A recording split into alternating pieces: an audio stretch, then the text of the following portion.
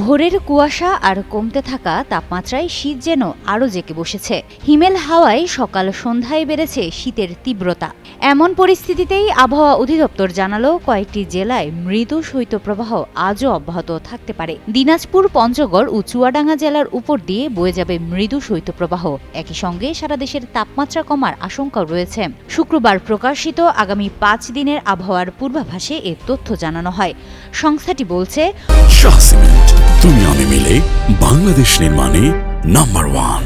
বর্ধিত 5 দিনের মধ্যে তাপমাত্রা আরও কমে আসতে পারে। আবহাওয়া অধিদপ্তরের তথ্য অনুযায়ী উপমহাদেশীয় উচ্চচাপ বলয়ের বর্ধিতাংশ বর্তমানে পশ্চিমবঙ্গ ও তৎসংলগ্ন এলাকায় অবস্থান করছে।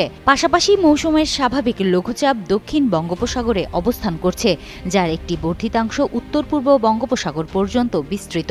এই পরিস্থিতিতে আগামী 24 ঘণ্টায় সারা দেশে অস্থায়ীভাবে আংশিক মেঘলা আকাশ সহ আবহাওয়া প্রধানত শুষ্ক থাকতে পারে।